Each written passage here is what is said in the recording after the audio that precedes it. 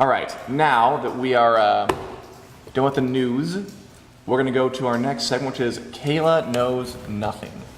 And Kayla... I'm learning some stuff, though. Yeah, she knows some things by this point. Maybe we'll change it eventually, and Kayla knows lots.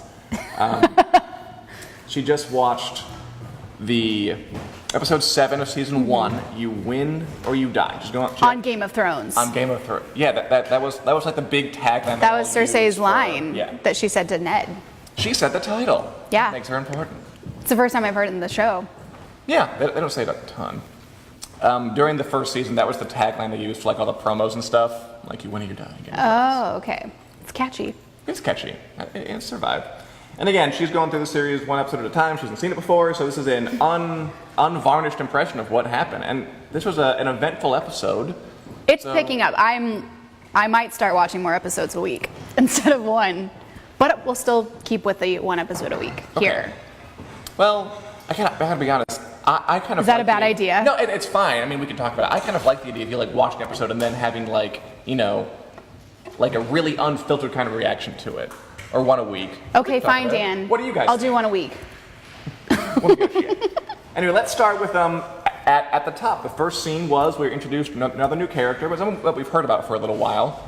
Tywin Lannister, the big head honcho of the Lannister family. Papa Lannister. Papa Lannister. What's your impression of this guy? He's kind of a cold, icy man, a little bit. Well, he was skinning an animal, which was disgusting. He was skinning a stag, right? Which, by the way, is the sigil of House Baratheon. Symbolism.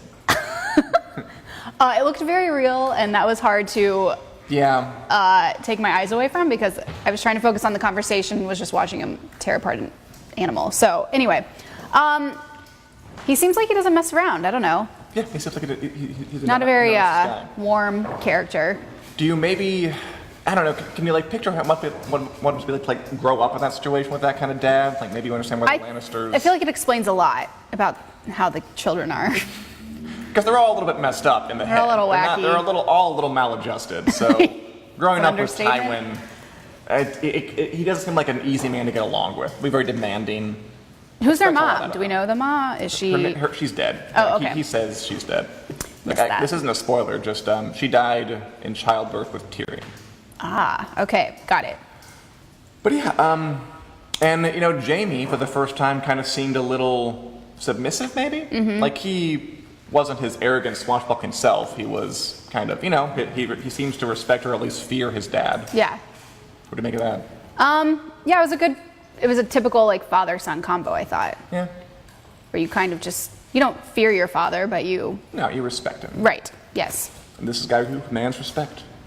But yeah, you're right. It was a different side of Jaime that we haven't seen yet, so... Yeah. And he gave Jaime control of a big part of the army. Mm-hmm. So this is happening. Like they're marshalling forces. This is looking serious. Happening.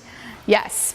And I think that's the main thrust of the episode is what happens in King's Landing and whether that had to come to pass. Like, could Ned or Cersei or Robert have avoided what looks like a coming war? And I'm interested to hear your opinion on that.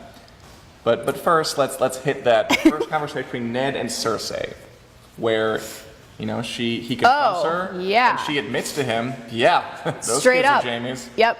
Basically, I'm in a relationship with my twin. We shared a womb. It's not weird. Yes, it is. It's not normal.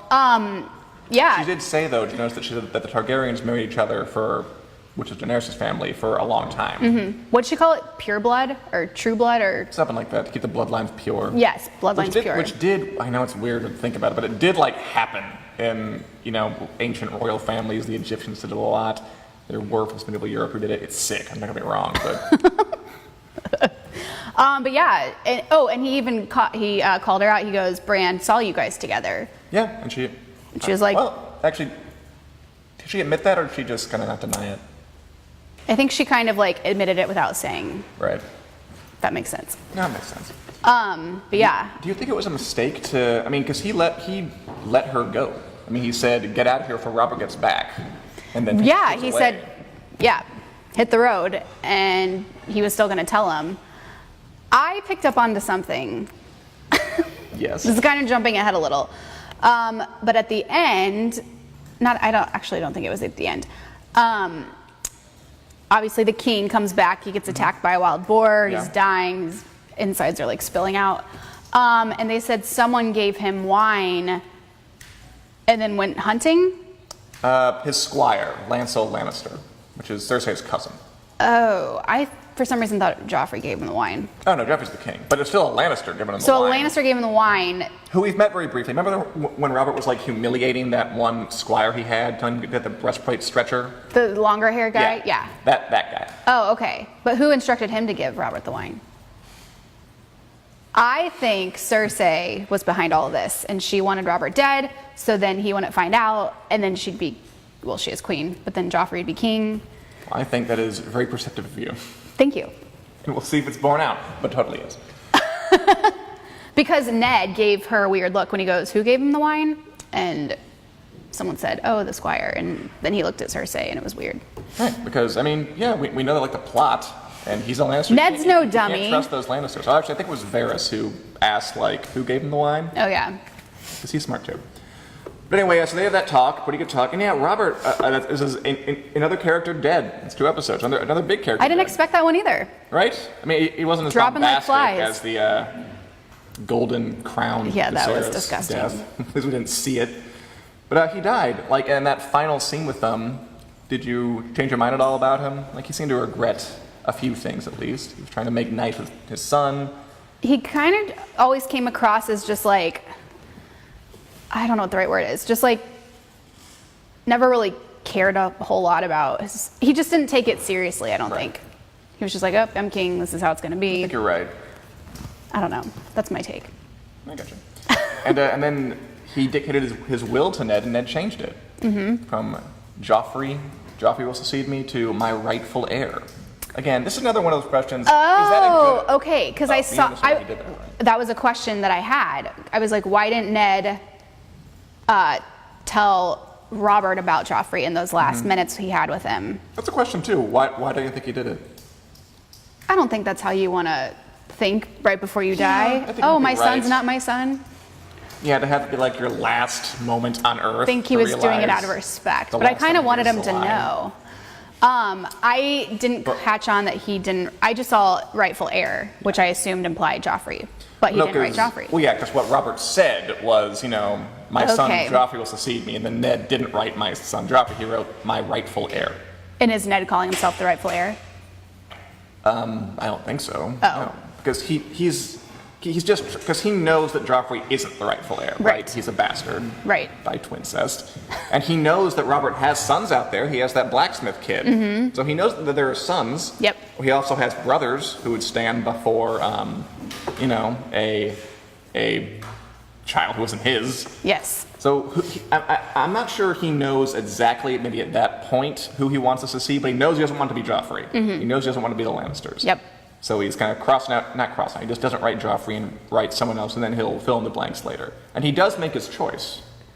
Oh. Because, he's given a few options, basically. Like, people come up to him and say, we got to act. Like, we got to do something, because Cersei is going to claim it one way or the other.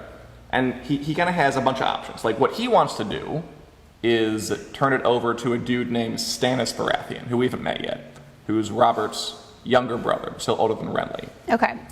And that's his choice. And then, but he's also suggested Renly comes up to him and says, I should be king. So let's take Joffrey into custody and make me king. And then finally, Littlefinger suggests that they just make peace with the Lannisters and make Joffrey king. Which of these options would you have done? Whatever to keep Joffrey out. I don't know. I just feel like, there's a lot going on. I don't know. There's a lot going on. But I mean, just think anyone about it but for a second, because I mean the Lannisters. But think about this though. Right now, Tywin is marshaling his forces, right? Mm-hmm. I mean, he said you could take 30,000 men, go find Tyrion, get him back, and he's ravaging the peasants. Where is Tyrion? Because he left. He left the Vale. I think we're just. We didn't visit him this week. Probably en route back to somewhere safer. On his journey. Yeah, on his journey. His own journey. Like, you're in a journey. Keep turning in a journey too. But no, just if he gives it to Stannis, which is what he did, that means that Stannis is going to, bring soldiers, try to take the throne. Mm-hmm. The Lannisters aren't going to like that. So that's going to lead to war. I feel like But- all these plans lead to war.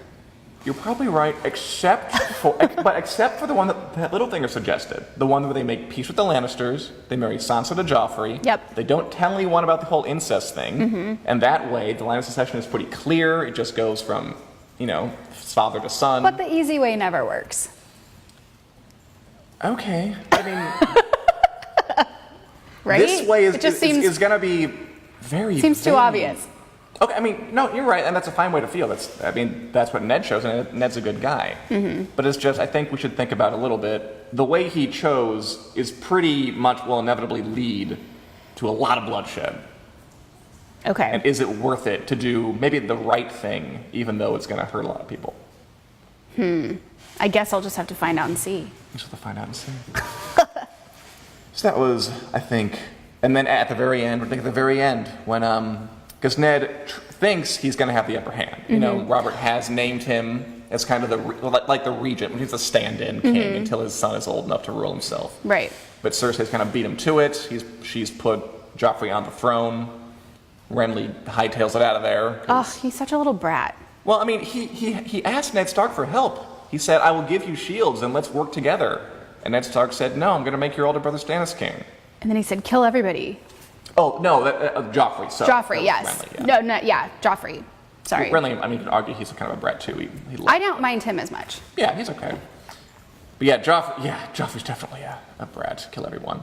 But Ned goes into the throne thinking he has the upper hand, and he asks Littlefinger to help him out to get the gold cloaks, who are like the city guardsmen, the executive police force, on his side. But Littlefinger betrayed him, took the script, and he was on Cersei's side instead. What do you make of this? I knew Littlefinger was bad news, and now we see it. We have some proof. Littlefinger is Held bad. a knife to Ned's neck, and that's where it ended. Yeah, and the guardsmen betrayed him. They killed Ned's own soldiers. So Ned Right. is Once Ned again, is in a bad screwed. place. Really, really screwed. I mean, now Ned always gets himself into these situations. Well, see, I think that's the big question. Does Ned get himself could Ned have avoided this? I think he's just trying to be a good guy. I think you're right. I think he is. And do good guys finish last? It's the question of Game of Thrones. In Ned's case, I hope not. Okay. Also, we didn't see Sansa or Arya. Hopefully Right, we they're didn't see the okay. girls. But they're still or there. Catelyn. I Right. think. We didn't see Catelyn either. Sticking in King's Landing, let's talk briefly about the scene in Littlefinger's brothel, where basically Roz, who's this recurring prostitute character, and another prostitute have, loud, obnoxious sex, submitted sex. While pretty it was pretty graphic, while Littlefinger kind of talks about his history. First of all, what's he saying there, about his past? We'll just go with that little first. I am not sure. It was a very distracting scene. And he was talking about, they asked him to join, and he was like, no, I'm with someone, or... He's saving himself for Catelyn, basically. For Catelyn. He's been in love with her for a long time. What? See, I don't blame you, because that story was kind of muddled. That's what he was talking about. He told the story of how, he's known this girl since they were kids. That's Catelyn. Does he ever say her name? Did I just miss that? He never said her name in that thing, Okay, no. good. No, he I did didn't not miss say her that. name. Okay. But that's the girl he was talking about. He's had to think for her for a long That's time. weird. Is that why he doesn't like Ned? That's one of the many reasons, yeah. And Okay. he's talking about how she's married to this guy and she loves him a lot and, who wouldn't like him. He's all cool. Interesting. That's Ned. Actually, maybe you're right. Maybe this whole betrayal thing does have partially inspired by his spurned love for Catelyn Tully, Nea Stark. No, Catelyn Stark, Nea Tully. But yeah, the whole scene was very, I don't know, graphic. It was graphic. I will tell you, this scene has gotten a lot of criticism for, people kind of hold it up as the poster child of Game of Thrones has too much gratuitous sex. And they point to this scene a lot. In fact, there was a critic, Miles McNutt, who coined a term for it. He called it sexposition, which means Littlefinger is talking about his past. And because the writers think it's boring, they stick some naked ladies in the background and have them go at it. Oh, got it. And how, So you think that was intentionally done to push the envelope? I mean, we can't know, but you know what? I would probably guess yes. I think maybe so we can give Littlefinger this kind of boring speech, but to distract the audience, because it's kind of dull, we'll put some naked ladies in there. What do you think of that? that as a technique? I mean, I feel like this is something that definitely went on, like, back then, right? Sure. I mean, it's not like it's not like they're pulling it out of nowhere. No. But yeah, I mean, no wonder my guy friends like this show so much. I mean, I think that there's a level of opportunism in there that's a little uncomfortable. But you're right. It's not like it broke the show. It's like it could work. I've said it before. I mean, it's HBO, and I feel like they just kind of do that sort of thing. They do get to do this sort of thing. It doesn't mean we all have to like it. But it happened. Anyway, beyond that, we return to the wall this episode. Yeah, we haven't seen the wall in a few weeks. Yeah. And what happened here this week? I just love Sam and John. Oh, yeah? And their bromance. Their bromance. They're adorable. Didn't know why John was assigned to a steward. Why is he being underused when he's like the top swordsman? Well, I mean, why do you think? Because they suggested a couple possibilities in there. Did he make someone mad? Because the one main top dog was just like staring at him when they were reading off everyone's assignments. Yeah, his drill sergeant guy, Alistair Thorne, does not like him. And he says that, like, all I see here is Alistair Thorne's revenge. So he thinks that he's being put here because the guy at the top is trying to punish him. Which I don't know why you do that with your best soldier. No, it seems like it's a not a terribly smart idea. But then Not Sam very came productive. back and suggested another possibility, that he's not just a steward. He's being assigned, he's the personal steward to the Lord Commander of the Night's Watch. So it's an honor. Who is, J.R. Mormont. And the idea there is that, you're not being punished. He wants you near him because he's going to groom you for command. Like he wants you to take over someday. Good old Sam.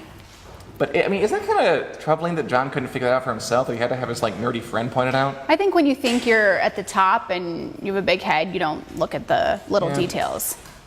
You just want to know why you got slighted. That's a good point, that he wasn't really in the mind space to do it. He needed someone just more clear-headed to point it out. So actually, this could be a very good thing for John. He's going to be right near the top. He's going to hear all the meetings. He's going to, learn how to run the Night's Watch. Good for John. And one day take it over. We'll see in 4 seasons. Anything else from that scene? Yeah, I guess we can move on from there. Unless you have any other thoughts? I don't. Oh no, wait. They went off and took their Night's Watch vows in front of the Heart Tree. Yes. That was a strange scene. How so? What was the tree? It was like a face? Yeah, those are the old, that's like the thing that people in the North worship. Okay. It's like they don't really tell you why. I mean, we know, maybe they'll tell you eventually. Basically, that's what the people, that's like their god. They're called the old gods. Okay. That's like a church to them, going to a big tree with a face and doing some praying. And then a dog ran out with a hand? That's his dog, that's Ghost, that's his dog. Oh yeah, okay. Ran out with a human hand. Yeah, not cool. And we don't really know why. No, just bad things in the North. Or and then that horse came back without a person on it. Yeah, spooky. What happened to that? What's going on beyond the wall? White Walkers. Speaking of that, we do know one character who lives beyond the wall, Osha, this new kind of maidservant at Winterfell. The Forest Lady. The Forest Lady. Yep. Remember, she came down from beyond the wall to, get the hell out of there. She's trying to tell the family... Who was that guy with the robe? Oh, that's Maester Lewin. Yes, she's trying to tell him that they are there. He said, no, they've been dead for years. She goes, no, they're just sleeping. Portentous. Because she's seen him. She's seen him. She's seen some stuff now. She's seen some stuff, that is for sure. And then we had Theon exposit a bit about his history on the Iron Islands, which is another one of those times I think they're trying to get the information in there. Mm-hmm. Because there's just so much information on this show. It's a lot. It's a lot to take in. I try to take notes, but... I think that you've seen that as you go along, it's kind of easier, isn't it? Yeah. I mean, now that I'm getting more familiar with the characters and starting to remember names and... It'll work out. Okay. Anyway, let's finally talk about what happened over in Vaes Dothrak with Daenerys and company. Yeah. Someone tried to poison her. Someone tried to poison her. I mean, you know that they've been trying to poison her for a while now. Oh, and Robert said at the very end... Because that came from the king, right? Yeah. And then, before he died... Repent at the very end, which is nice. But before he died, he said, don't kill her? Yeah. Okay. But it was too late by that point. They'd already sent the assassin off. It's not like they don't have phones here. Say call it off. Don't kill her. They have to.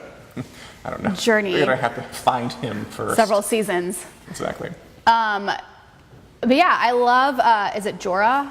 Yeah, Jorah Mormont. How he just is always at her rescue. But how did he know it was poison?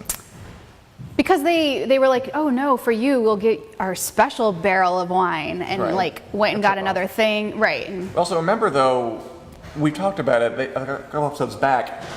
He is how the king knew she was pregnant in the first place. He's an informant. oh. He's been spying on her for pretty much since he met her. So why is he keeping her alive? Why is he keeping her alive? That's the question. What do you think? Well, I think he's in love with her. Okay, I think it's pretty obvious.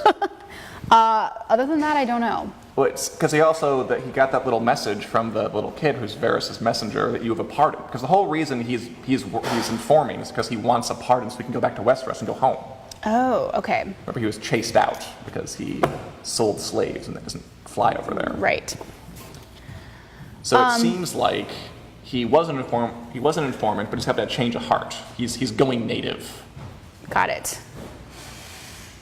I don't know. I don't know what's up with him. I think he's in an interesting position. But we'll see what happens next with Jorah Mormont. Other things, we had a little cozy little relationship scene with Daenerys and Drogo. I like that. That was kind sweet. of nice. Yeah, they're They just kind like of each hanging out, other. like a married couple, just kind of hanging out, talking. Right. Although she was trying to manipulate him into like taking the throne back. You know, we women do that. Okay. And then at the end of the day, he decided to see it her way. Why? You went on a little rant. Did I? No, he did. Oh, he did go on a little rant. Yeah. Oh God, that scene is intense. It's like spittle flying everywhere. Yeah. Because that's when he found out someone tried to kill her, right? Yeah. And so then he was talking and whatever, and the guy was there who tried to poison her, and he's kind of like rallied the troops and they're on their way. Yeah, they're going. So it took a while, but it seems like they're finally going up over to Westeros. What do you think of that? I think battle is ahead. Battle is ahead. What a great place to stop. Battle is ahead. And that may well be the case. Or it might not. Kayla doesn't know. Kayla knows nothing. I don't. Literally, I don't. Do we have any questions or comments? Lots of people just wanted to say hi. Hello. There's going to be Julie from Australia from last week, John L. from Norway. So we got a fan in Wow. Norway. Sue M said hi, and so did Rachel L. Okay. Thanks everybody who said hi. If in the future, feel free to ask us questions about what we think about.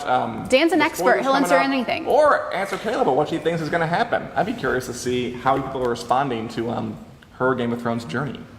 Well, I did see earlier people were asking currently, as of now, what is your favorite character, least favorite? Oh yeah, that's a good question. Favorite character? That's kind of hard. I love Ned. Good. Ned's great. I like Ned. I like John and Sam. Their bromance. Women-wise, I like Arya. Arya's I'm fine. an Arya fan. We didn't see her this week, but you, Mr. Bryant. yes, Kobe. Yeah, I mean, I feel like there's a lot of good characters. How about least favorite? Least favorite, Cersei. Cersei. Yeah, you were pretty clear about that. I mean, she's an unpleasant person. And Jamie. Jamie? Okay. No, that's perfectly fair. The king was kind of annoying too, but now he's gone, so we don't have to worry about that. I think, yeah. I mean, the king wasn't as bad as Cersei, though. Like Cersei. And of course, the breastfeeding mother. Lysa Arryn. Maybe she just has a severe mental illness she hasn't treated. All that pure bloodlines. Creepy stuff. Creepy stuff. What's that? Someone's wondering what Kayla thinks Arya's future is going to be. What's Arya's future going to be? I think she's gonna kick butt. I like her. Kick butt all over the place. I mean, it seems like it's the way it's going, right? She's a Right, tomboy. she's taking the sword lessons, the fighting lessons. She wants to fight. Looks like. Yeah, I mean, I can't picture her as a doting wife and mother. Can you? It'd be hard. She's no Sansa. No, No Sansa. they're very opposite. No, I like her. I think she's gonna do big things. I'm excited to see how her storyline unfolds. Good. Anything else? That's it. All right. In that case, it's been a lot of fun. Again, the Game of Thrones coloring book from Chronicle Books out November 1st. And join us next week, same time, 4 o'clock on Wednesday, to hear more Season 7 set reports, more Game of Thrones news, and more of Kayla's continuing journey through the show. Valor Morgulis.